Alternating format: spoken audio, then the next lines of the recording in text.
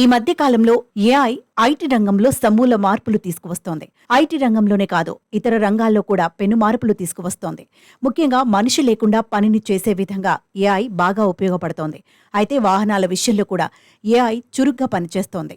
Driver లేకుండా కారును నడిపేందుకు AI కీలకంగా మారింది. దీంతో డ్రైవర్ లేని స్వయంగా నడిచే వాహనాలు త్వరలోనే వచ్చే సూచనలు కనిపిస్తున్నాయి. ఇందుకు ఈ వీడియోనే సాక్ష్యం. భారత్కు చెందిన ఓ కంపెనీ ఏఐతో అసాధ్యాన్ని సుసాధ్యం చేసింది.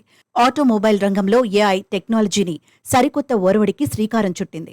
డ్రైవర్లెస్ కారును అందుబాటులోకి తెచ్చింది. ఇప్పుడు ఆ డ్రైవర్లెస్ కారు భారత్ రోడ్లపై రైమంటూ చక్కర్లు కొడుతోంది. మధ్యప్రదేశ్ భూపాల్కి చెందిన సంజీవ్ శర్మ గత కొంతకాలంగా డీజిల్ కార్లపై పరిశోధన చేస్తున్నారు.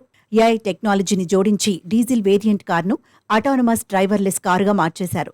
ఈ సందర్భంగా భోపాల్లోని కంకాళి కాళీమాత దేవాలయం నుంచి ఇరుకు సందుల్లో రోడ్ల మీద ట్రాఫిక్ ను క్లియర్ చేసుకుంటూ డ్రైవర్లెస్ కారు ప్రయాణాన్ని జీపీఎస్తో నావిగేట్ చేస్తున్న వీడియోని ఎక్స్ వేదికగా ట్వీట్ చేశారు. ఆ వీడియోలో ఎదురుగా వస్తున్న వాహనాల్ని ఢీకొట్టకుండా పక్కకి వెళ్లడం, జనావాసాల్లో ఎలాంటి ప్రమాదాలకు గురి కాకుండా ముందుకు కారు ప్రయాణించడం సంచలనంగా మారింది.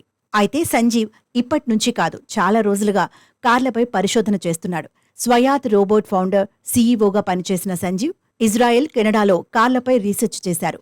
2014లో ప్రయత్నాలు మొదలుపెడితే ఇప్పుడు ఫలితం వచ్చింది. దిగ్గజ ఆటోమొబైల్ కంపెనీ టెస్లాతో పాటు ఇతర కంపెనీలు డ్రైవర్లెస్ కార్లను అందుబాటులోకి తెచ్చేందుకు విశ్వ ప్రయత్నాలు చేస్తుంటే, స్వయాత్ రోబోట్ డీజిల్ కార్ను డ్రైవర్లెస్ కారుగా మార్చడమే కాకుండా విజయవంతంగా డ్రైవ్ చేయించడంపై ఆటోమొబైల్ కంపెనీల అధినేతలు, టెక్నాలజీ నిపుణులు హర్షం వ్యక్తం చేస్తున్నారు.